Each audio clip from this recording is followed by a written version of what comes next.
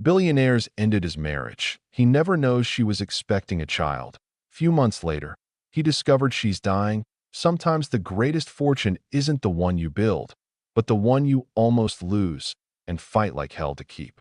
Damian Sterling learned that lesson when it nearly cost him everything. But in the end, he discovered that the only empire worth building is the one that exists in the hearts of the people you love. And that is a wealth that can never be measured, never be lost, and never be taken away. He walked away from their marriage without a second thought, until fate brought him back to the woman he never stopped loving and the child he never knew existed. Before we go into details, click subscribe, like, and comment where you're watching from. I would be glad to know this story goes as far as Canada, all of the United States of America, Australia, Africa, and even the United Kingdom. So let me know where you're watching from on comments section. I pray may the good God Almighty bless and preserve you all and your family. Amen. Let's begin. The rain hammered against the floor-to-ceiling windows of the Manhattan penthouse with a violence that seemed to mirror the chaos brewing inside. Alexandra Sterling stood in the center of the living room, her designer dress clinging to her frame, her dark hair cascading over her shoulders in ways that had taken her stylist an hour to perfect that morning. None of it mattered now.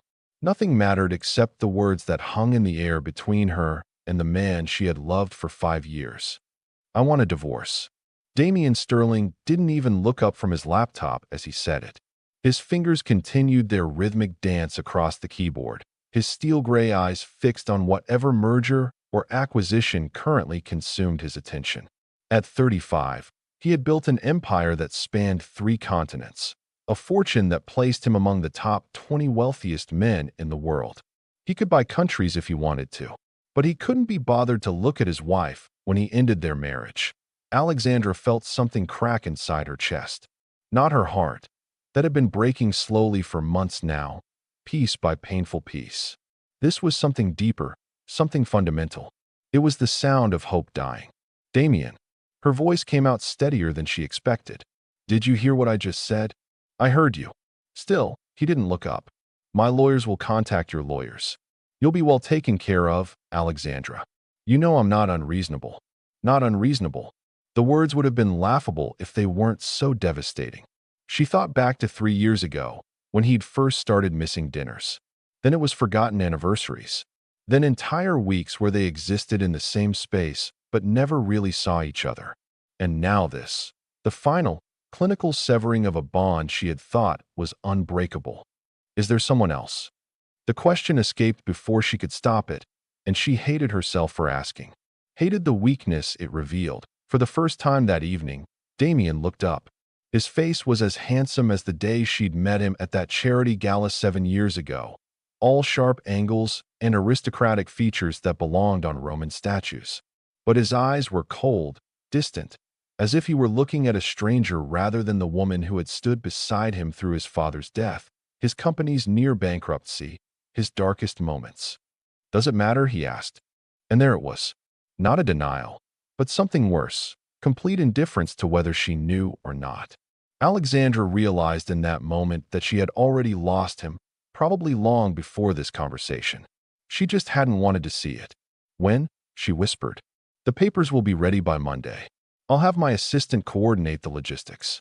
You can keep the house in the Hamptons and the apartment in Paris. The jet will remain available for your use for the next 6 months while you make alternative arrangements. He was listing assets like items on a grocery list, dividing up their life with the same efficiency he brought to corporate raids. Alexandra wanted to scream, to throw something, to make him feel even a fraction of the pain that was consuming her. But she had been raised in the same world he had. Old money, older expectations. Sterling women didn't make scenes. I'll have my things moved out by the end of the week, she said quietly. Damian nodded, already returning his attention to his screen. That would be best. I have the Singapore deal closing on Friday, and I need minimal distractions. Minimal distractions. That's what their marriage had become. What she had become. Alexandra turned and walked toward the bedroom they had shared for 5 years, her heels clicking against the marble floor with a finality that felt like a countdown. Each step took her further from the life she had known, the future she had planned, The dreams she had harbored in the deepest, most secret parts of her heart. Dreams that now included something Damien didn't know. Something she had discovered just that morning, clutching a plastic stick in the bathroom of their penthouse while he took a conference call in his study. She was pregnant. 8 weeks, according to the doctor's appointment she'd had that afternoon. 8 weeks carrying a piece of the man who had just ended their marriage without even the courtesy of eye contact. 8 weeks of a future that had just become impossibly complicated. Alexandra pressed her hand against her still flat stomach as she entered the bedroom, closing the door behind her. The tears came then, hot and silent, streaming down her face as she slid down the wall and sat on the floor in her $1,000 dress. She had planned to tell him tonight, had planned to surprise him with the news over the dinner she'd had their private chef prepare, his favorite, cocoa vin, paired with the vintage wine he preferred. The food was probably cold now, sitting untouched in the dining room while their marriage died in the living room.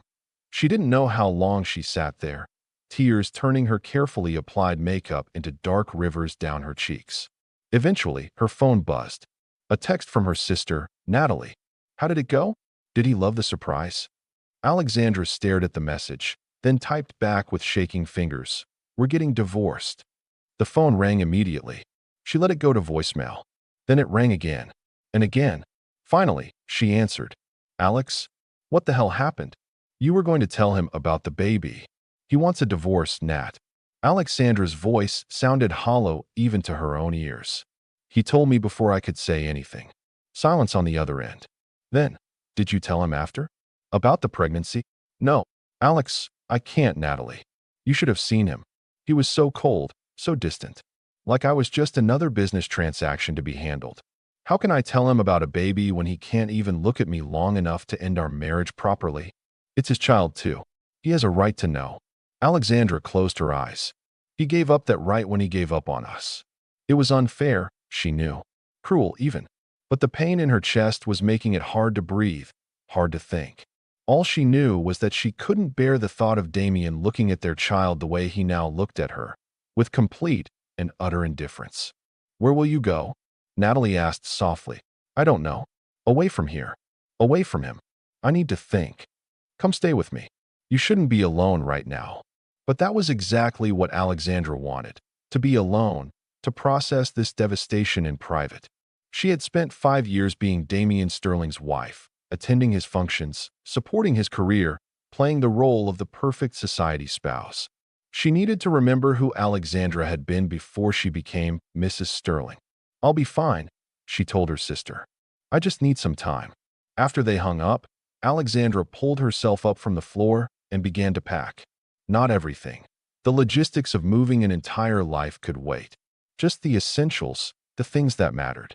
Her clothes, her books, the jewelry her grandmother had left her, the photograph album from before her wedding, when her smile had reached her eyes. She left behind the diamond necklace Damien had given her for their first anniversary, the designer bags he'd bought her, the art he'd chosen for their bedroom, all the expensive things that were supposed to mean something but ultimately meant nothing at all. It was nearly midnight when she finally wheeled her suitcases out to the living room. Damien was still at his laptop, a glass of scotch at his elbow, his face illuminated by the blue glow of the screen. He didn't look up as she passed. Goodbye, Damien, she said softly. He grunted something that might have been acknowledgement, or might have been nothing at all. Alexandra stepped into the private elevator that served their penthouse, watching as the doors closed on her marriage, her home, her life. As the elevator descended, she felt the tears threatening again, but she blinked them back. There would be time for crying later. Years of it, probably. The lobby was empty at this hour except for the night doorman, who looked surprised to see her. Mrs. Sterling? Do you need help with your bags? No, thank you, Marcus. And it's just Alexandra now. She saw the understanding flicker in his eyes, followed by sympathy. By tomorrow, the entire building staff would know. By next week, all of Manhattan society would be whispering about the Sterling divorce. She would be dissected at every lunch, every gala, every carefully orchestrated social event. Let them talk, she thought. She had bigger concerns now. The taxi she'd called was waiting outside. The driver loaded her bags while Alexandra took one last look up at the building that had been her home. Somewhere up there, on the 45th floor, Damien was probably still working, already moving on with his life as if she had never been part of it. But she carried a part of him with her. A part he didn't even know existed. As the taxi pulled away from the curb, Alexandra placed her hand on her stomach again. "It's just you and me now," she whispered. "And I promise you something. You will never feel as unwanted as I feel right now. You will be loved, completely and unconditionally, even if your father never knows you exist." The taxi merged into late-night Manhattan traffic, carrying her toward an uncertain future. Behind her, the glittering tower of Sterling Industries headquarters stood sentinel over the city, a monument to the man who had built an empire but lost his family in the process. He just didn't know it yet. 3 months had passed since Alexandra walked out of the penthouse, and autumn had settled over Manhattan with its usual dramatic flair. The trees in Central Park blazed gold and crimson, and society had moved on from gossiping about the Sterling divorce to newer scandals. A senator's affair, a tech mogul's bankruptcy, the usual fare that kept the Upper East Side entertained. "Valentino," Victoria corrected, not at all offended. Of course. "Damien, I must steal you away for just a moment. The mayor is dying to discuss that development project." As he was pulled into another conversation about zoning laws and tax incentives, Damien found his attention drifting. This was Alexandra's world more than his, really. She'd grown up in it, understood its unwritten rules and Byzantine social hierarchies. He'd been new money, an upstart who'd built his fortune through shrewd investments and ruthless business practices. She'd taught him how to navigate these waters, how to play the game. He wondered, suddenly, where she was tonight. Probably at her sister's place in Brooklyn, as far from this glittering circus as possible. The thought brought an unexpected twist of something in his chest. "Don't you agree, Damien?" He realized the mayor was waiting for a response to a question he hadn't heard. "Absolutely," he said, hoping that was appropriate. The mayor looked pleased, launching into another monologue about economic development. Damien nodded at the right moments, but his eyes were scanning the crowd. He wasn't sure what he was looking for until he saw her. Not Alexandra, but someone who looked startlingly like her. Same dark hair, same elegant carriage. The woman turned, and he saw it wasn't her at all. Just wishful thinking manifesting as hallucination. "Excuse me," he interrupted the mayor mid-sentence. "I need some air." He escaped to the terrace, leaving Victoria to charm the mayor and whoever else wanted to talk. The cool October air hit him like a slap, clearing his head slightly. Below, the estate's gardens stretched out in geometric perfection, lit by strategically placed lights. Hiding, Damien turned to find James Harrington, Catherine's younger brother, and one of the few people in this crowd he actually considered a friend. Breathing, Damien corrected. James laughed, joining him at the balustrade. "Same thing at these events. Saw you brought Victoria Chun. She's noticeable. Margaret arranged it. I needed a date." "Ah." James was quiet for a moment. Then, "How are you doing, really? With everything?" "Fine. The divorce is proceeding smoothly. Alexandra's lawyers are reasonable. I didn't ask about the divorce proceedings. I asked how you are." Damien shot him a look. "I'm fine." "Right.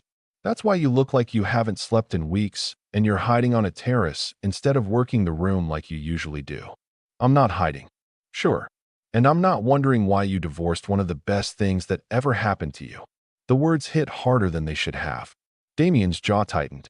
"You don't know what you're talking about." "Don't I?" James turned to face him fully. "Look, I know it's none of my business. But I've known you for 15 years, Damien. I've watched you build an empire, conquer markets, crush competition. You're brilliant at business. But you're an idiot when it comes to people. Thanks for the assessment. Alexandra was good for you. She made you human. Since she's been gone, you're like a machine again. All work, no life. Is that really what you want?" Before Damien could answer, Victoria appeared in the doorway. "There you are. People are asking for you inside. And the auction is about to start." "I'll be right there," Damien said. Victoria retreated, but James didn't move. "Just think about it," he said quietly. "Think about whether what you're winning is worth what you've lost." The auction was the usual affair. overpriced art and experiences donated by wealthy benefactors, bid up to astronomical amounts by other wealthy people trying to outdo each other. Damien bid on a few items half-heartedly, letting himself be outbid without much fight.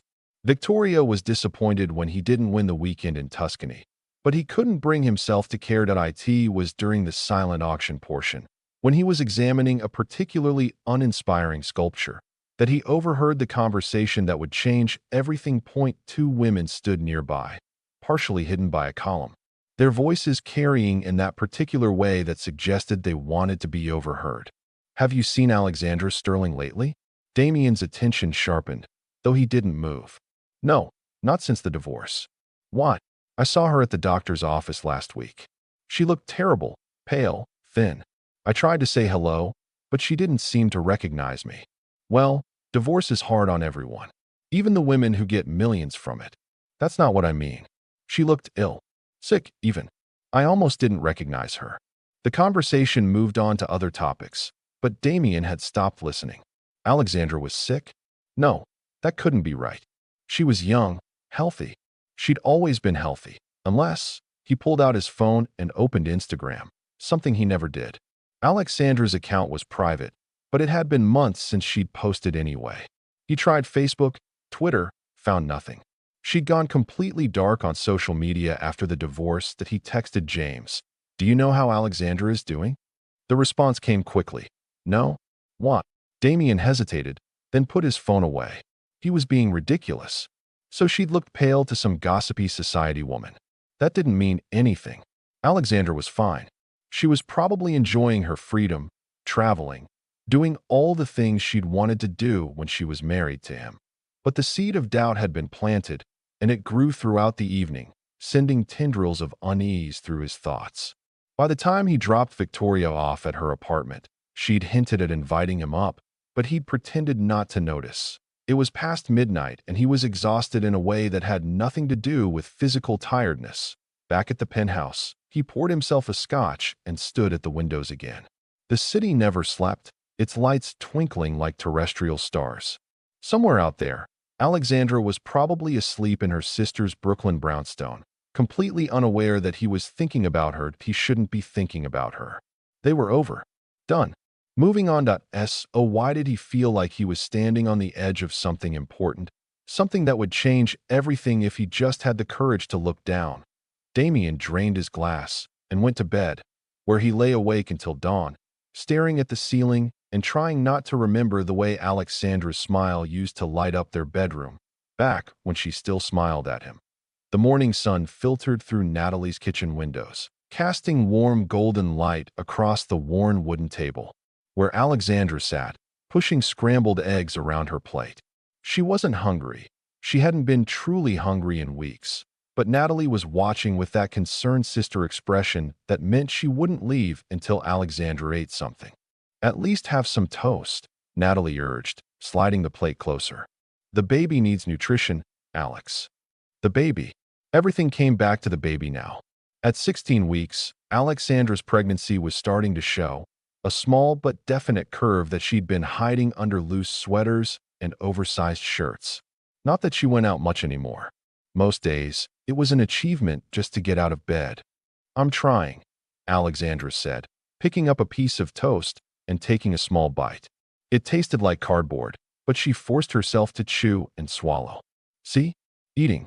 Natalie sat down across from her, her lawyer's face on, the one she used when she was about to say something Alexandra didn't want to hear. "You have an appointment with Dr. Morrison today. 2 o'clock. "I know. And you're actually going this time." Alexandra looked away. She'd canceled the last 2 appointments, unable to face leaving the house, unable to cope with the sympathetic looks from the medical staff who undoubtedly knew about the divorce. News traveled fast in their circles. "I'll go," she said quietly. "Good. Because I'm coming with you. And before you argue, it's non-negotiable. You shouldn't be going through this alone." "But I am alone," Alexandra thought. That was the truth she was still trying to accept. She was carrying a child whose father didn't even know it existed, facing a future that looked nothing like the one she'd imagined. She was alone in the most fundamental way possible. The toast sat heavily in her stomach. She pushed away from the table, swaying slightly as she stood. Alex. Natalie was at her side immediately. Are you okay? Just dizzy. It happens sometimes. How often is sometimes? Natalie, how often? Alexandra sighed. A few times a day. It's fine. It's normal pregnancy stuff. But the look on Natalie's face said it wasn't fine, and that made the anxiety that had been Alexandra's constant companion twist tighter in her chest. She'd been trying to ignore the symptoms, the persistent fatigue that went beyond normal pregnancy tiredness, the dizzy spells, the way her heart sometimes raced for no reason. She told herself it was stress from the divorce, the hormones, the emotional upheaval of her life falling apart. She was lying to herself. She knew it. Natalie knew it. Let's get you ready for the appointment, Natalie said, her voice carefully neutral. Why don't you take a shower while I make some calls to the office? In the bathroom, Alexandra stared at herself in the mirror. The woman looking back was a stranger, pale skin, dark circles under eyes that seemed too large in her face, cheekbones that had become too prominent. She'd lost weight everywhere except her small baby bump. She looked like a ghost of herself. When had this happened? When had she become this hollow version of the woman who'd once commanded rooms at charity galas, who'd sat on the boards of 3 nonprofit organizations, who'd had a life and an identity beyond being Damian Sterling's wife? The shower helped a little, but as she was getting dressed, another dizzy spell hit, this one worse than before. She had to sit on the edge of the bathtub, head between her knees, waiting for the world to stop spinning. When she finally made it back to the kitchen, Natalie took one look at her and grabbed her car keys. We're going to the doctor now, she said firmly. I'm calling ahead. But the appointment isn't until now, Alexandra. The drive to Dr. Morrison's office passed in a blur. Alexandra leaned her head against the cool window, watching the city slide by. They passed the building where she'd lived with Damian, and she deliberately didn't look up at the penthouse. What was he doing right now? Working, probably. Always working. The divorce had probably freed up even more time for his precious mergers and acquisitions. Did he ever think about her? Did he wonder where she was, how she was doing? Or had she been filed away in his mind like a closed deal, finished and forgotten?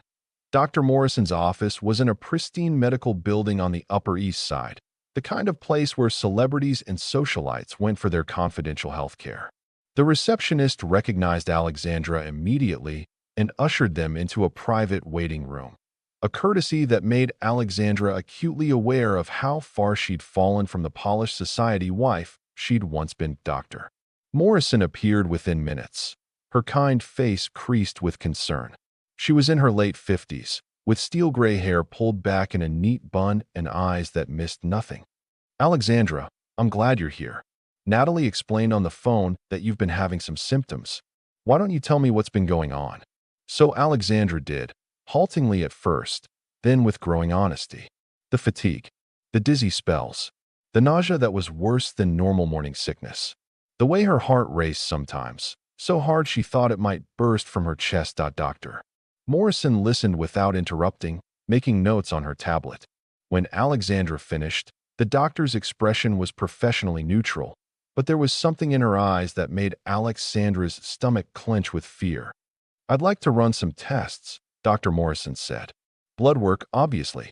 An ultrasound to check on the baby. And I think we should do an echocardiogram and some other cardiac tests. Cardiac tests. Natalie's voice was sharp. Why? What do you think is wrong? I don't want to speculate until we have more information. But Alexandra, have you had any history of heart problems? Anything in your family history I should know about?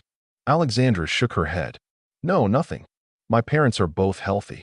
My grandparents lived into their 80s and 90s. And you've been under significant stress recently. It wasn't a question. Of course, Dr. Morrison knew about the divorce. Everyone knew about the divorce. Yes, Alexandra admitted. But I thought this was just normal pregnancy stuff combined with stress. It might be, Dr. Morrison said gently. But let's be thorough and make sure. For both you and the baby. The tests took hours. Blood drawn, vitals checked, an ultrasound that showed the baby. It's a girl, the technician said softly, and Alexandra felt tears sliding down her cheeks, moving and healthy.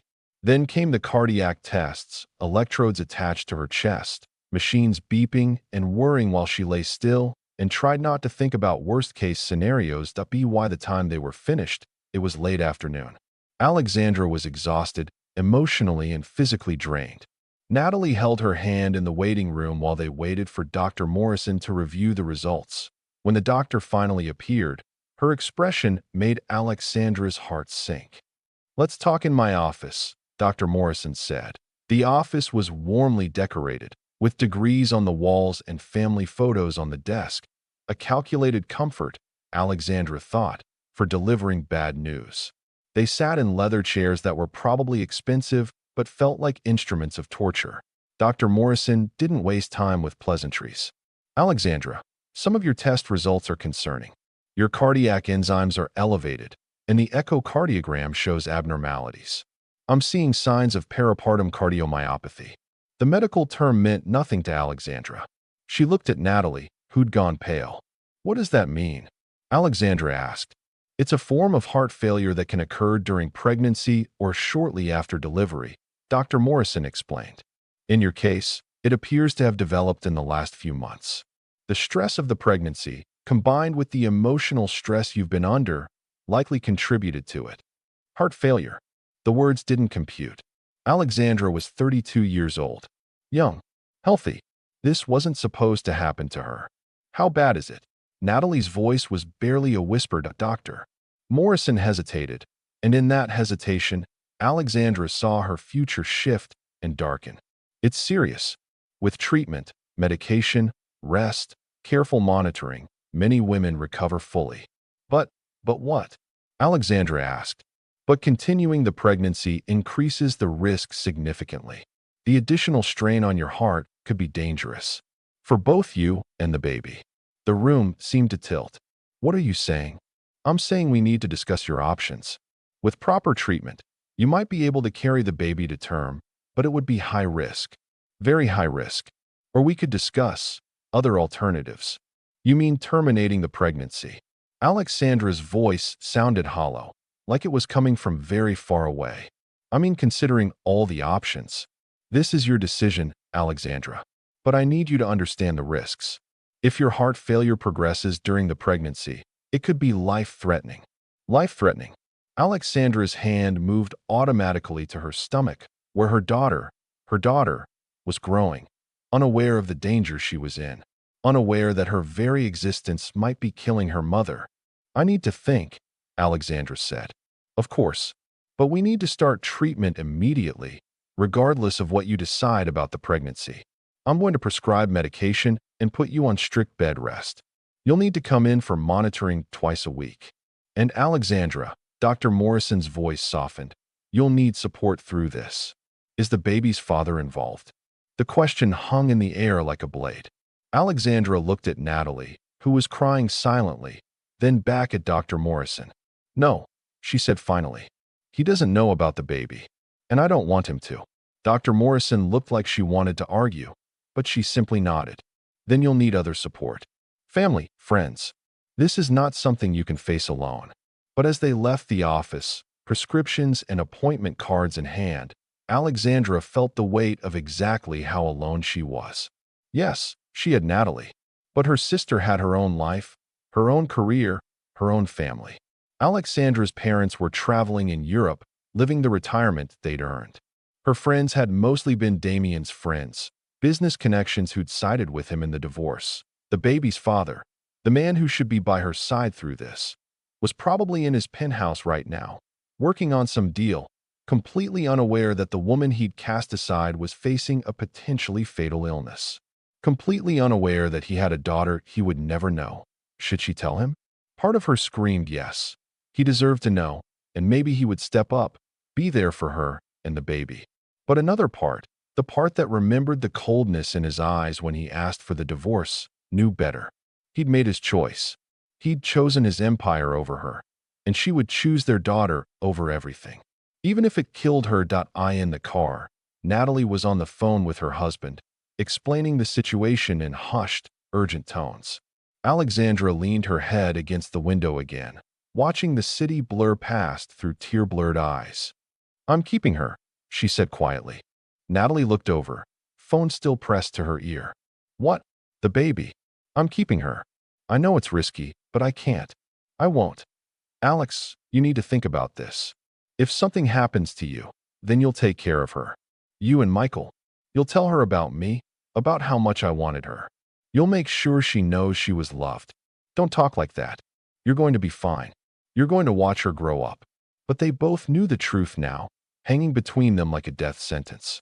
Alexandra was sick, very sick, and the baby she carried might be both the greatest gift and the greatest danger of her life. As they drove back to Brooklyn, as the sun set over Manhattan in shades of orange and gold, Alexandra made a silent promise to the daughter growing inside her.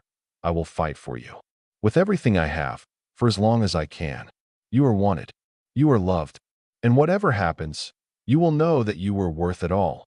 Even if your father never knows you existed. Damian Sterling's office on the 47th floor of Sterling Tower was a testament to his success. Floor-to-ceiling windows offering a panoramic view of Manhattan. Minimalist furniture that cost more than most people's cars. And walls lined with awards and accolades from a career built on calculated risks and ruthless efficiency.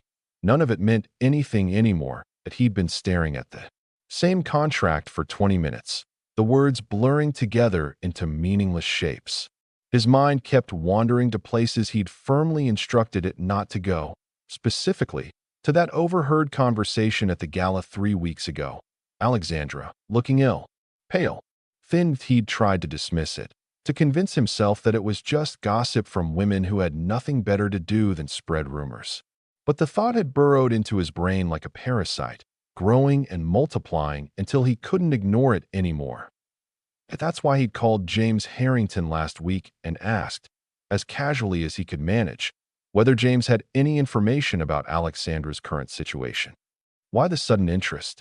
James had asked. I thought you were moving on. Just curious, wondering if she's doing okay.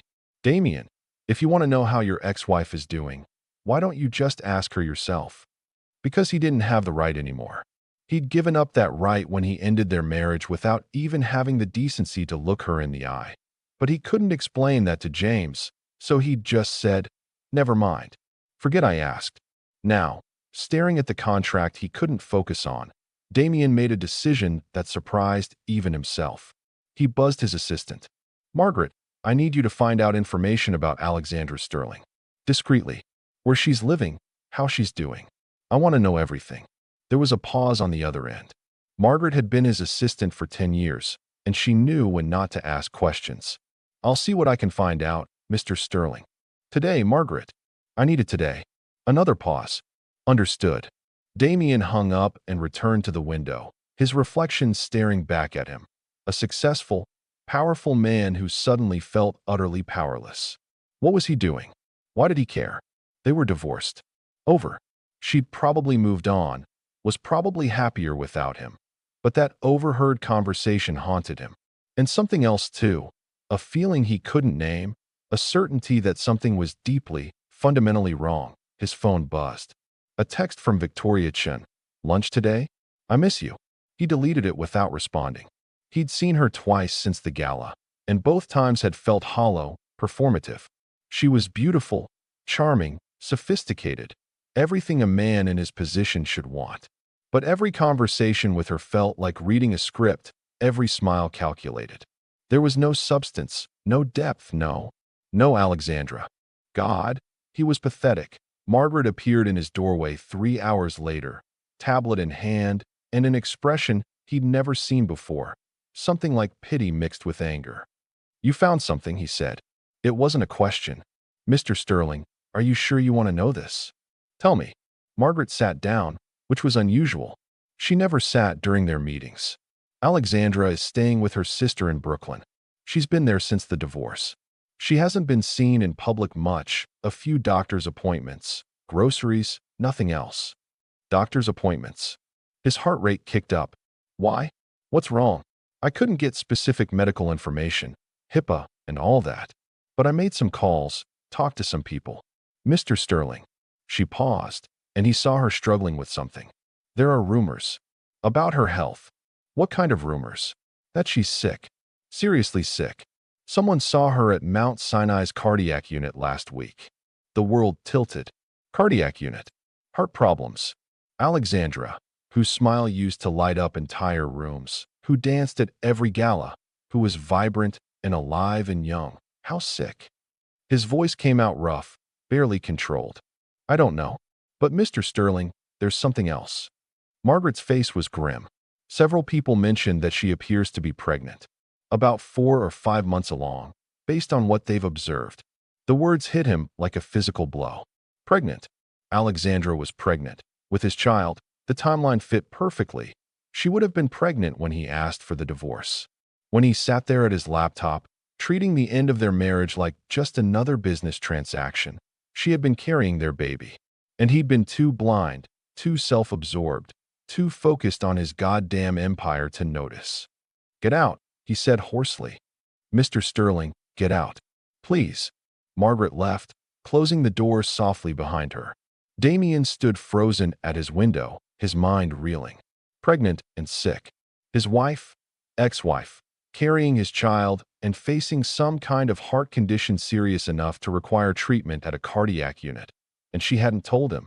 Why hadn't she told him? The answer came immediately, devastating in its simplicity. Because you didn't deserve to know. Because you threw her away like she was nothing. Because you destroyed any right you had to be part of her life. He thought back to that night, trying to remember details he'd deliberately not paid attention to. Had she seemed different? Had there been signs? She'd been dressed up, he remembered that much. Had she been planning to tell him? Had she come to him with news of their baby, only to have him ask for a divorce before she could speak? The thought made him physically ill. He barely made it to his private bathroom before he was vomiting into the toilet, his body rejecting the horror of what he'd done. When he finally emerged, shaking and pale, he knew what he had to do. He had to see her, had to know if she was okay, if the baby was okay, had to apologize, had to fix this somehow. He grabbed his jacket and headed for the elevator, ignoring Margaret's surprised look as he strode past her desk. Cancel everything for the rest of the day, he said. I don't know when I'll be back. The drive to Brooklyn felt eternal. His driver navigated the traffic while Damien sat in the back, his mind spiraling through every possible scenario. Maybe she wasn't sick. Maybe it was just routine pregnancy care. Maybe she was fine, and he was panicking over nothing, but cardiac unit visits weren't routine. Natalie's brownstone was in Park Slope, a tree-lined street that felt worlds away from his Manhattan penthouse. He'd been here once before, years ago, for a family dinner. It had been warm and welcoming, filled with laughter and the smell of home cooking. Everything his sterile penthouse wasn't that he stood on the sidewalk, suddenly uncertain. What was he going to say? What right did he have to show up here, demanding answers? Before he could decide, the front door opened. Natalie emerged, stopping dead when she saw him standing there. What the hell are you doing here? Her voice was cold, hostile, protective. I need to see Alexandra. Absolutely not. Natalie, please. I know she's sick. I know about the baby. Something flickered across Natalie's face. Surprise, maybe, or fear. You don't know anything. Then tell me. Please. I need to know if she's okay. Now you care? Where was this concern 3 months ago when you were divorcing her? The words were knives, deserved and sharp. I made a mistake. I know that now. Please, I just need to see her. No. Natalie came down the steps, getting in his face. She was smaller than him, but her fury made her formidable. You don't get to waltz back into her life just because your conscience finally woke up. Do you have any idea what you did to her? How destroyed she was? I know. I'm sorry. Sorry doesn't fix this, Damien. Sorry doesn't unbreak her heart. And it sure as hell doesn't cure what's killing her. The world stopped. What? Natalie's face crumpled, and he realized she'd said more than she meant to. Go away. You've done enough damage. Natalie, what did you mean? What's killing her? Mr. Sterling? A man appeared behind Natalie. Michael, her husband. He put a protective hand on her shoulder. You need to leave. Now. Not until someone tells me what's wrong with Alexandra. You lost the right to that information when you divorced her, Michael said firmly. She's carrying my child. A child you knew nothing about because you were too busy ending your marriage to notice your wife was pregnant. Natalie's voice cracked. She was going to tell you that night, Damien. She had a whole dinner planned, a surprise prepared, and you couldn't even look up from your laptop long enough to hear it. The guilt was crushing, suffocating. He'd suspected, but hearing it confirmed was unbearable. Let me make it right. Please. I need to see her, to apologize. It's too late for apologies. Tears were streaming down Natalie's face. Do you understand that? It's too late. She's dying, Damien. The pregnancy is killing her, and she won't terminate it because that's your baby in there. And despite everything you did to her, she wants your child to live. The words didn't make sense. Couldn't make sense. Alexandra was young, healthy, vibrant. She couldn't be dying. No, he said. No, that's not. There must be treatment. Doctors, something. There is treatment. She's on it. But her heart is failing, and every day the pregnancy continues makes it worse. Dr. Morrison says if she makes it to delivery, there's a chance. But every day is a risk. Every day, she could. Natalie couldn't finish the sentence. Damien felt like he was falling, the ground dropping away beneath him. I have money. The best doctors in the world. We can fly her anywhere. Get her the best care. She doesn't want your money. Natalie's voice was sharp. She doesn't want anything from you. You made it very clear you didn't want her or a family. She's respecting that. But I didn't know. And whose fault is that? There was no answer to that question. It was his fault, all of it. His fault for being too blind to see what he had. His fault for prioritizing everything wrong. His fault that Alexandra was upstairs right now, dying because she was carrying his child. Please, he said, and his voice broke. Please let me see her. Let me apologize. Let me help. Natalie and Michael exchanged a look. Finally, Natalie sighed, her anger giving way to exhaustion. She's sleeping. The medication makes her tired. And Damien, her voice hardened again. If you upset her, if you cause her any stress, I will personally destroy you. I don't care how many billions you have. Understood. He nodded, unable to speak. They led him inside, up the stairs to a small guest room. The door was ajar, and through it, he could see Alexandra lying in bed, propped up on pillows, her eyes closed. She looked like a ghost of herself. Natalie hadn't exaggerated. She was pale, thin, with dark circles under her eyes that spoke of pain and exhaustion. But her hand rested on her stomach, on the visible curve of their baby, in a gesture of protection that broke something inside him. I'll give you 10 minutes, Natalie said quietly. Then you leave, and you don't come back unless she asks for you. They left him standing in the doorway, watching the woman he'd thrown away dying because of him. He moved quietly into the room, sitting carefully in the chair beside the bed. Up close, he could see more details. The medication bottles on the nightstand, the medical monitor displaying her heart rate, the four-stand ready for use. She looked fragile, breakable, nothing like the strong woman he'd married. Alexandra, he whispered. Her eyes fluttered open, unfocused at first. Then she saw him, and a complex series of emotions crossed her face. Surprise, anger, pain, and something else he couldn't identify. Damien. Her voice was weak, confused. What are you doing here? I heard you were sick. I had to see you. She blinked slowly, as if processing this. You shouldn't be here. I know, but I need to tell you. Alexandra, I'm so sorry. For everything. For the divorce, for not seeing you, for being such a blind, selfish fool. It's too late for apologies. Her words echoed Natalie's. I know about the baby. Our baby. Her hand moved protectively to her stomach. How? It doesn't matter. Why didn't you tell me? A bitter smile crossed her lips. When should I have told you? When you were asking for a divorce without looking at me. When you were listing assets like our marriage was just another business deal. Each word was justified, deserved. I would have if I'd known. You would have what? Stayed married to me out of obligation? Raised a child you didn't want with a wife you were tired of? I didn't want that for our baby. I didn't want her to feel the way you made me feel. Unwanted, unimportant, in the way. Her. His voice caught. We're having a daughter? Tears slid down Alexandra's cheeks. Yes. A daughter you'll never know because I'm probably not going to survive her birth.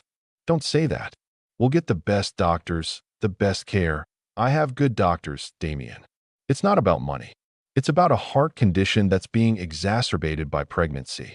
Every day is a risk. But I'm taking that risk because she's my daughter and I want her to live. What about you? You matter too. She laughed, a sound without humor. Now you care? Where was this concern when you divorced me? When you made me feel so worthless that I couldn't even tell you I was pregnant? I was an idiot. I was so focused on work, on building the company, on proving I could succeed at the highest levels. I lost sight of what actually mattered. I lost sight of you. And what? Now that I'm dying, suddenly I matter again. That's not how this works, Damien. You don't get to swoop in and play the devoted husband now. I'm not trying to. He stopped, struggling to find words adequate to the moment. I just want to help. To be here for you. For our daughter. I don't need you to be here for me. I need you to be here for her. When I'm gone, promise me you'll love her. Really love her, not just provide for her. Promise me you'll be the father I thought you'd be when I fell in love with you. The words were like daggers. You're not going to die. Promise me, Damien. He took her hand, careful of how fragile she felt. I promise. But you're going to be fine. Both of you. I won't lose you. Not now that I've realized. Realized what? That you're the only thing that ever really mattered. All of it.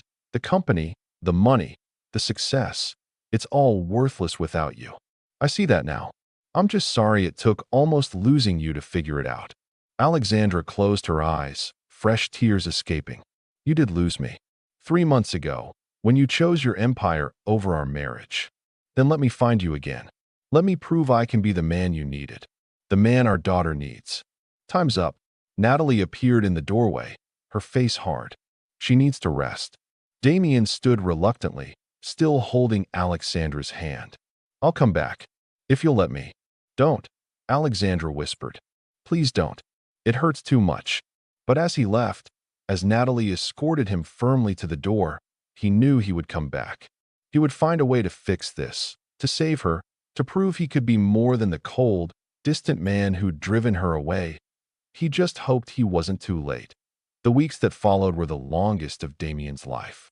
Despite Alexandra's request that he stay away, despite Natalie's hostility and Michael's protective stance, he came to the brownstone every day. Sometimes they let him in for a few minutes. Sometimes they turned him away at the door. But he kept coming, kept trying, kept hoping he learned things about Alexandra he'd never known, despite 5 years of marriage. She loved to paint. There were canvases around Natalie's house showing real talent. She volunteered at a literacy program for underprivileged children. She wrote poetry, filling journals with verses that made his heart ache when Natalie reluctantly let him read them. He'd been married to a remarkable woman and had never truly seen her. The painting sessions became his way in. He'd arrive with art supplies, the expensive kind from the specialty store in Soho that Natalie mentioned Alexandra loved, but could no longer afford. At first, Alexandra refused to see him. But gradually, as the weeks passed and her condition worsened, she began to accept his presence. "Why are you really here?" she asked one afternoon, about a month after his first visit. She was in bed again. She was always in bed now, the doctors having prescribed strict bed rest. Her stomach had grown larger, their daughter thriving even as Alexandra grew weaker. "Because I need to be," Damien said honestly. "Because I can't imagine being anywhere else." That's not an answer. It's the only answer I have. He sat in what had become his chair, the spot by her bed where he spent every afternoon after work. "Tell me about her. Our daughter. Have you thought of names?" A small smile crossed Alexandra's face, the first genuine smile he'd seen from her. "I have, but I'm not telling you." "Why not?" "Because if I don't make it, I want it to be a surprise. My last gift to you. A daughter whose name you'll discover when you hold her for the first time." "Don't talk like that. We have to talk about it, Damien. Dr. Morrison says the chances of me surviving delivery are less than 50% now. Someone needs to be prepared to take care of her." The statistics were a constant presence, hanging over every conversation. Alexandra's heart function was deteriorating despite the medication. The pregnancy was putting too much strain on her system. Every day she continued carrying their daughter was a miracle and a risk. "You're going to make it," he said firmly. "Both of you. You can't know that. I can hope it. And I'm not giving up on you, Alexandra." even if you've given up on me." She looked at him for a long moment. "I haven't given up on you. That's what makes this so hard. Part of me still loves you, despite everything. And part of me hates you for that." The honesty was brutal and beautiful. "I love you," he said. "I know I have no right to say it. I know I didn't show it when it mattered. But I do. I love you more than I thought possible. And I'm going to spend the rest of my life proving it, if you'll let me. The rest of my life might not be very long. Then I'll make every day count." Their afternoons fell into a pattern.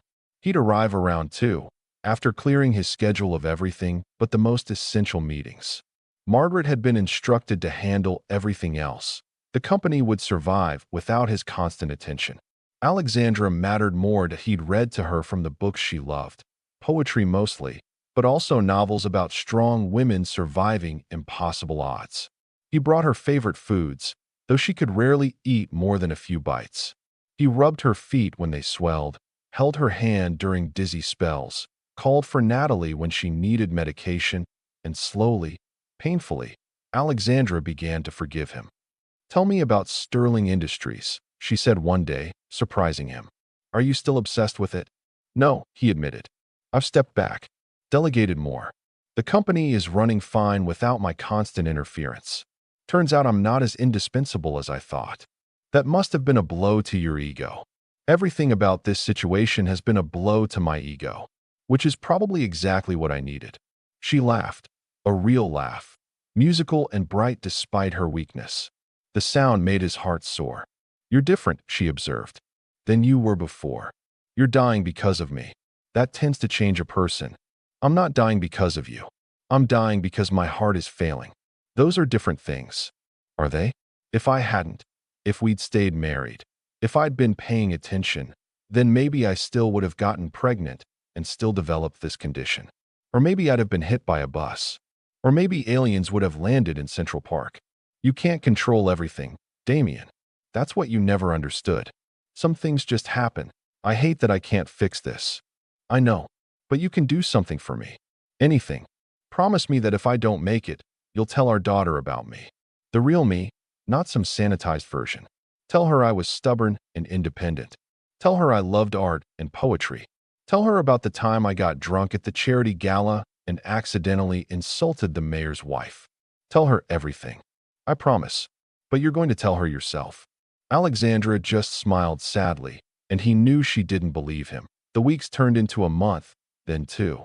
Alexandra was now at 36 weeks, far enough that the baby could be delivered with a good chance of survival if necessary. Dr. Morrison had moved her to the hospital for observation, which everyone knew meant because we expect something to go wrong any day now. Damien had taken a leave of absence from Sterling Industries, moving into a hotel near Mount Sinai. He spent every waking moment at Alexandra's side, watching monitors, memorizing the rhythm of her heartbeat, holding her hand through increasingly frequent episodes where her heart would race dangerously fast. Natalie softened toward him during this time. She saw how he stayed up all night when Alexandra couldn't sleep, reading poetry until she dozed off. How he advocated fiercely with the doctors for every possible treatment. How he looked at Alexandra with a devotion that was almost painful to witness. "You really do love her," Natalie said one evening when Alexandra was sleeping. "More than anything." Where was this love 6 months ago? Buried under arrogance and stupidity. "I thought success meant building an empire. I didn't understand that I already had everything that mattered. If she survives this, don't screw it up again." "I won't. I swear I won't." But survival was looking less likely by the day. Alexandra was getting weaker, her heart struggling with every beat. The medical team was in daily debates about when to deliver the baby. Waiting gave the baby better chances, but put Alexandra at greater risk. It was an impossible equation with no right answer. "We need to decide," Dr. Morrison said on day 4 of Alexandra's hospital stay. She'd called both Damien and Alexandra in for a consultation. "Your heart function has decreased to the point where continuing the pregnancy is extremely dangerous. I'd like to schedule a C-section for tomorrow." "Tomorrow?" Alexandra's hand went to her stomach. "But that's only 36 weeks. Isn't it better to wait?" "Not for you. Every day we wait increases the risk of catastrophic heart failure. If we deliver now, the baby has excellent chances. 36 weeks is good. And you'll have a fighting chance at recovery once the strain of pregnancy is removed. A fighting chance, Alexandra repeated. What does that mean percentage-wise? Dr. Morrison hesitated. With the delivery and the postpartum period, I'd say you have a 60% chance of survival. Maybe 70 if everything goes perfectly. 60%, which meant a 40% chance she'd die. Almost a coin flip. Alexandra looked at Damien, her eyes full of fear and resolve. I want to do it. Tomorrow. Let's meet our daughter. That night, Damien couldn't leave her side. They talked through the hours, about everything and nothing. About their wedding day, when she'd looked so beautiful he'd forgotten how to breathe. About their honeymoon in Bali, where they'd been happy and in love and hopeful. About all the moments he'd missed while building his empire. I'm sorry, he said for the 1000th time. I'm so sorry I wasn't the husband you deserved. You're here now. That matters. If you, he couldn't say it, couldn't voice the possibility. If anything happens, know that you were the best thing in my life. That loving you was the only thing I ever did right. Nothing's going to happen, Alexandra said, though her voice wavered. I'm going to meet my daughter, and then I'm going to spend years watching her grow up and turning her against you whenever you're being an arrogant billionaire. He laughed through tears. I look forward to it. At midnight, when the hospital was quiet and the monitors beeped their steady rhythm, Alexandra asked him to lie beside her in the bed. He did, carefully, mindful of all the wires and tubes. She rested her head on his chest, and he wrapped his arms around her as gently as he could. Damien, yes, I forgive you. For all of it. I want you to know that. The words broke him. He held her tighter, feeling her heart beating against his chest, too fast, too irregular, but still beating, still fighting. I love you, he whispered. I love you so much. I know. I love you too. I never stopped, even when I wanted to. They fell asleep like that, tangled together in a hospital bed, holding on to each other as if they could keep death at bay through sheer force of will. The surgical suite was cold and bright, everything steel and sterile efficiency. Damien stood near Alexandra's head, gowned and masked, holding her hand as the anesthesiologist administered the epidural. She was awake. They decided on a spinal block rather than general anesthesia to minimize strain on her heart. I'm scared, Alexandra whispered, and her vulnerability made his heart ache. I know. I'm here. I'm not going anywhere. The surgical team moved with practiced precision, prepping her abdomen, arranging instruments. Dr. Morrison was performing the C-section herself, with a full cardiac team standing by in case Alexandra's heart gave out during the procedure. You're going to feel some pressure, Dr. Morrison said, but no pain. Tell me immediately if anything feels wrong. Damien watched Alexandra's face, not the surgery. He couldn't look at what they were doing to her, couldn't watch them cutting into her. All he could do was hold her hand and pray to a God he wasn't sure he believed in. Please, please let her survive this. I'll do anything. Give anything. Just let her live. Almost there, Dr. Morrison said. Dad, if you want to see your daughter being born, you can look now. He stood carefully, peering over the screen they'd set up. And there she was, tiny and perfect, and screaming her outrage at being pulled from her warm, safe world. The most beautiful thing he'd ever seen.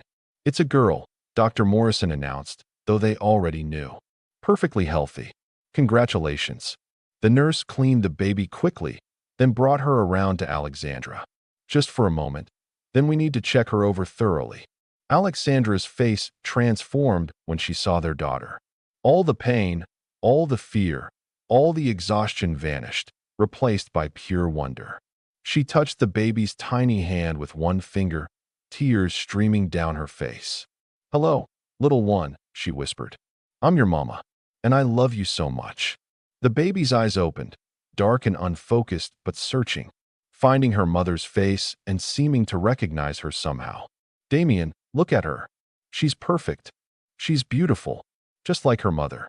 They had only a minute before the nurse took the baby to the warmer for assessment. Then the real danger began. Delivering the baby was only half the battle. Now they had to close Alexandra up, and hope her heart could handle the surgery. Heart rate dropping. One of the monitors beeped urgently. Blood pressure falling. Dr. Morrison, the cardiac team swarmed in. Damien was pushed back, still holding Alexandra's hand, but unable to see what was happening. Her grip weakened in his. "Stay with me," he commanded. "Alexandra, stay with me. Our daughter needs you. I need you." "Can't." Her voice was barely a whisper. "Too tired." "No, no, you don't get to give up. You promised me. You promised you'd watch her grow up and turn her against me." A ghost of a smile. "Love you. Don't you dare say goodbye. Alexandra. Alexandra." Her hand went limp in his. The monitors erupted into chaos. "She's coding. Get him out of here." "No, I'm not leaving her." But strong hands pulled him away as the crash team descended. He watched from behind a window as they fought for her life. Chest compressions, medications, the defibrillator charging. Once, twice, 3 times. Time became meaningless. He could have stood there for minutes or hours. All he knew was the sight of them working on Alexandra's too still body, trying to restart a heart that had given everything it had to bring their daughter into the world. "Please, please, please." The prayer became his heartbeat, his breath, his entire existence. And then, we have a rhythm. Blood pressure coming up.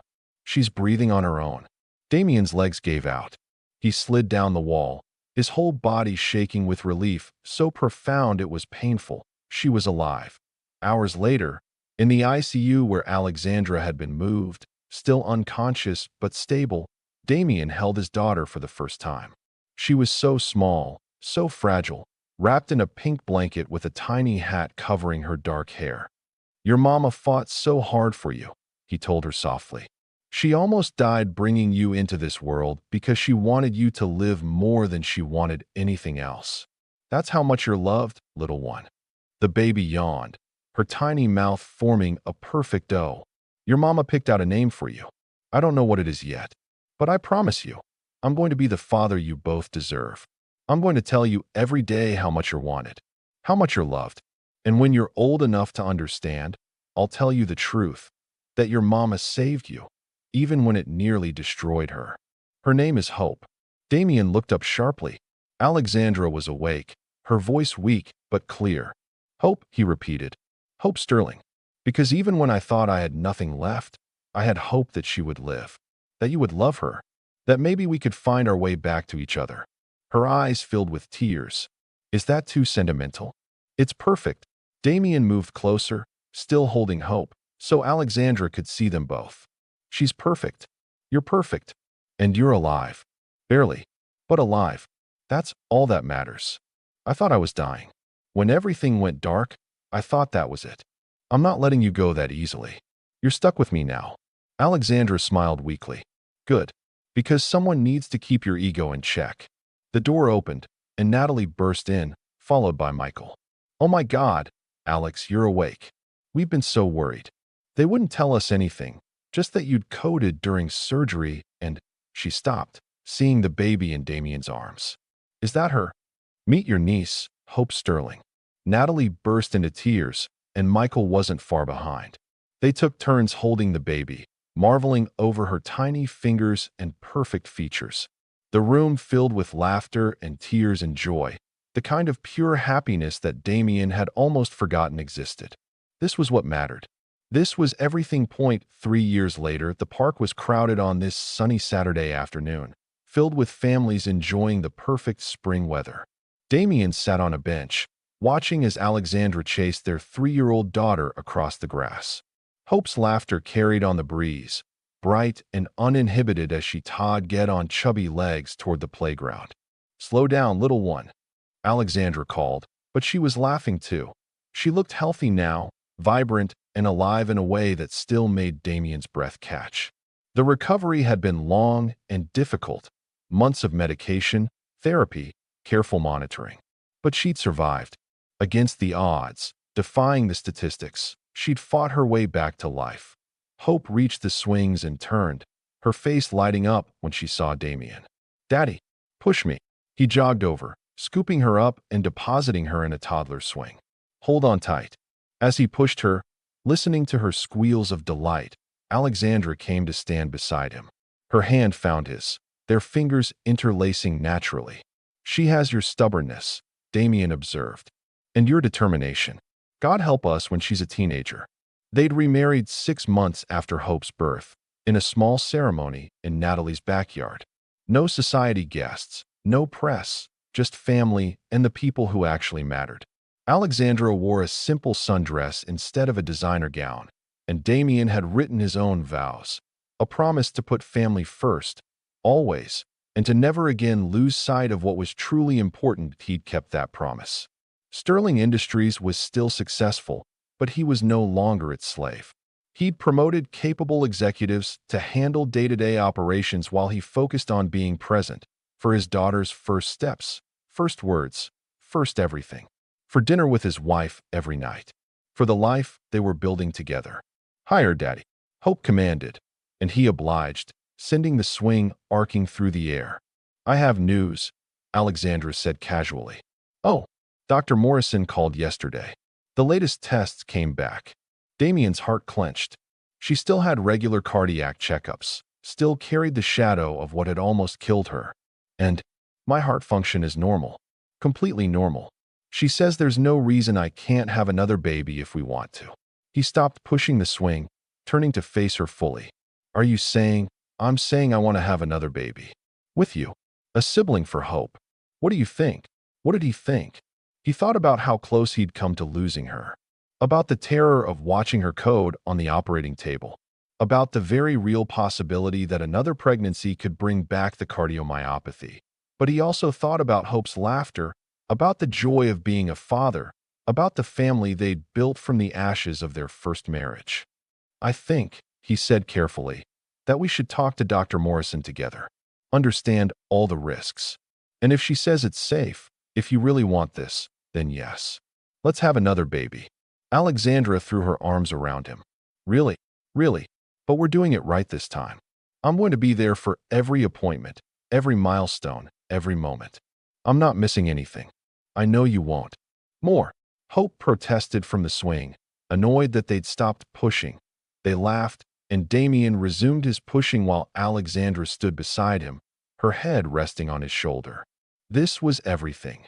This simple moment in a crowded park, with their daughter laughing and the sun shining and the future stretching out before them with possibilities instead of regrets. "Daddy, Mama, watch," Hope shouted, pumping her little legs to make the swing go higher. "We're watching, sweetheart," Alexandra called back. Damien looked at his wife, truly looked at her, the way he should have done years ago. The sunlight caught in her dark hair, and her eyes sparkled with life and love. She was healthy, happy, whole. They all were. "I love you," he said. "I need you to know that. Every single day, I need you to know it." "I do know it," she said softly. "You show me every day, in 1,000 small ways. It's not enough. It will never be enough to make up for, Damien." She turned to face him fully, taking both his hands in hers. "We've been through this. You've apologized. You've changed. You've proven yourself 1,000 times over.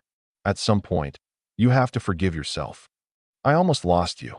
I almost lost everything because I was too stupid to see what I had. But you didn't lose me. I'm right here. We both are." She glanced at Hope, still swinging joyfully. "And we're building something beautiful together. A real family, built on honesty and presence and love. That's what matters now." He pulled her close, kissing her forehead. "You're too good for me." "Probably," she agreed with a smile. "But you're stuck with me anyway." "Daddy, I'm hungry," Hope announced, bringing the swing to a halt with her feet. "When are you not hungry?" Damien teased, lifting her out of the swing. She immediately wrapped her arms around his neck, and he carried her back toward their picnic blanket, Alexandra walking beside them. They'd brought sandwiches, fruit, Hope's favorite cookies. As they ate, Hope chattered about everything and nothing. The butterfly she'd seen, the friend she'd made at preschool, the puppy she desperately wanted. "Maybe for your birthday," Alexandra said, exchanging a glance with Damien. They'd already discussed it, already decided that yes, they'd get the puppy. "Really?" Hope's eyes went wide. "A real puppy? A real puppy," Damien confirmed. "But you'll have to help take care of it. That means feeding it and walking it, and cleaning up when it makes messes. I will. I promise. I'll be the best puppy mama ever. Her enthusiasm made them both laugh. This was the life Damien had nearly thrown away. These simple, perfect moments that meant more than all his billions. He'd learned the hard way that success wasn't measured in stock prices or acquisitions. It was measured in his daughter's laughter, his wife's smile, the warmth of family gathered on a sunny afternoon as the sun began to set, painting the sky in shades of orange and pink. They packed up their things. Hope had fallen asleep on the blanket, exhausted from playing. Damien lifted her carefully, cradling her against his chest while Alexandra gathered their belongings. "She's getting so big," Alexandra observed. "Soon she won't let you carry her anymore. Then I'll cherish every moment I still can." They walked home slowly, through streets that were quieter than Manhattan, but felt more like home than his penthouse ever had. They'd sold the penthouse after Alexandra recovered, buying a brownstone 3 blocks from Natalie's. It was smaller, warmer, filled with Hope's artwork on the refrigerator and family photos on every surface. It was perfect. After putting Hope to bed, they sat together on the couch, Alexandra curled into Damien's side. His hand rested on her stomach, where maybe, if Dr. Morrison approved, if the risks were manageable, another child might grow. "Do you ever miss it?" Alexandra asked. "The corporate life? The constant deals and power plays?" "No," he said honestly. "I don't. I thought that was who I was, but I was wrong. This is who I am." He gestured around their cozy living room. "A husband. A father. Those are the only titles that matter. What about billionaire CEO? That's just what I do to pay the bills." He smiled. "Very, very well-paying bills. But it's not who I am anymore." Alexandra lifted her head to look at him. "I'm proud of you. For changing. For being willing to admit you were wrong and do the hard work to become better. I had good motivation." He touched her face gently. "I couldn't lose you again. And I couldn't bear the thought of our daughter growing up thinking her father cared more about money than about her. She'll never think that. You make sure of it every single day." They sat in comfortable silence for a while, the kind of silence that only comes when two people are completely at ease with each other. Outside, the city hummed with its usual energy, but inside their home, there was peace. "Damien," Alexandra's voice was soft. Thank you." "For what?" "For coming back. For fighting for us. For becoming the man I always knew you could be." He kissed her softly. "Thank you for giving me the chance. For forgiving me when I didn't deserve it. For loving me despite everything. Always," she promised. "Through everything, always." Upstairs, they could hear Hope stirring, calling for water. Damien started to get up, but Alexandra stopped him. "I'll go. You've been with her all day. My turn." She disappeared upstairs, and Damien heard her voice, soft and soothing, singing the lullaby she'd sung to Hope since birth. The same lullaby she'd hummed during her pregnancy, when she thought she might not survive to sing it to their daughter, but she had survived. They all had. His phone buzzed, a notification from Sterling Industries about stock prices or merger news, something that would have consumed his attention 3 years ago. He glanced at it, then set the phone aside without reading the full message. It could wait until Monday. Everything could wait, because right now, his wife was coming back down the stairs, smiling at him in that way that still made his heart skip. Right now, his daughter was asleep upstairs, safe and loved, and surrounded by family. Right now, he had everything that mattered. He'd been given a second chance, something rare and precious. And he wasn't going to waste it. "She wants you to check for monsters under the bed," Alexandra reported, settling back beside him. "Did you tell her I already checked this morning? She says they come back at night." Damien laughed, getting up. "Fair point. Be right back." He climbed the stairs to Hope's room, where she was sitting up in bed, clutching her favorite stuffed elephant. "Daddy, there might be monsters." "Well, we can't have that." He made a show of checking under the bed, in the closet, behind the curtains. "All clear. No monsters would dare come near my brave girl anyway." "Why not?" "Because you're too strong. Too smart. Too loved. Monsters don't stand a chance against that kind of power." Hope considered this, then nodded, satisfied. "Okay, but you'll check again tomorrow?" "Every night. For as long as you need me to. Even when I'm big. Even when you're big. That's what daddies do. She lay back down, and he tucked the covers around her. I love you, Daddy. I love you too, Hope. More than all the stars in the sky. That's a lot. That's how much. Her eyes were already closing as he kissed her forehead and turned on her nightlight. At the door, he paused, looking back at this miracle of a child who had almost cost him everything but had instead given him everything. She was the bridge between who he'd been and who he'd become. The living embodiment of hope, both her name and what she represented. Hope for redemption. Hope for second chances. Hope for a future built on love instead of ambition. Downstairs, Alexandra was waiting, and together they climbed into bed in the master bedroom of their brownstone. Not a penthouse with floor-to-ceiling windows overlooking an empire. Just a normal bedroom in a normal house, with photos of their family on the dresser and Hope's latest drawing taped to the wall. That IT was everything he'd never known he wanted. What are you thinking? Alexandra asked, sensing his contemplative mood. That I'm the luckiest man alive. That I don't deserve you or hope, but I'm grateful every day that you gave me another chance. You deserve it. You've earned it. I'll keep earning it. Every day, for the rest of our lives. She kissed him softly. I know you will. Now go to sleep. Tomorrow Hope wants to go to the zoo, remember? The zoo. Right. He pulled her closer, feeling her heartbeat against his chest, steady, strong, alive. Alexandra. Yes, if we have another baby, and if anything goes wrong, nothing will go wrong. But if it does, promise me you'll choose yourself. Choose to stay alive. Don't sacrifice yourself the way you almost did with Hope. She was quiet for a long moment. I can't promise that. If it came down to choosing between me and our child, I'd choose our child every time. That's what mothers do. That's what you do. But I need you to know, as much as I'd love another child, I need you more. Hope needs you more. Please don't leave us. I'm not going anywhere, she promised. Dr. Morrison says I'm healthy.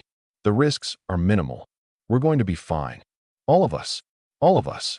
He held her through the night, listening to her breathing, feeling grateful for every breath, every heartbeat, every moment they had together. In the morning, he'd wake up and make pancakes while Alexandra got Hope dressed for the zoo. They'd spend the day as a family, taking pictures and making memories. And that night, he'd fall asleep the same way, holding the woman he loved, grateful beyond words that he'd been given the chance to truly live instead of just existing. The billionaire who'd ended his marriage without looking up from his laptop was gone, replaced by a man who understood that the most valuable things in life couldn't be bought or sold. They could only be cherished, protected, and loved with everything you had. He'd learned that lesson the hardest way possible. But he'd learned it, and he'd spend the rest of his life making sure he never forgot it again. In the darkness of their bedroom, with his wife in his arms and his daughter sleeping down the hall, Damian Sterling finally understood what it meant to be truly wealthy. Not in dollars or deals, but in the things that actually mattered: love, family, second chances, and the precious, fragile gift of life itself. He'd almost lost it all, but somehow, impossibly, he'd been forgiven. He'd been given another chance to get it right. And this time, he wouldn't waste it. This time, he'd choose love every single time. Sometimes the greatest fortune isn't the one you build, but the one you almost lose and fight like hell to keep. Damian Sterling learned that lesson when it nearly cost him everything. But in the end, he discovered that the only empire worth building is the one that exists in the hearts of the people you love. And that is a wealth that can never be measured, never be lost, and never be taken away. Thank you so much for taking your time listening. God bless you. Please like and subscribe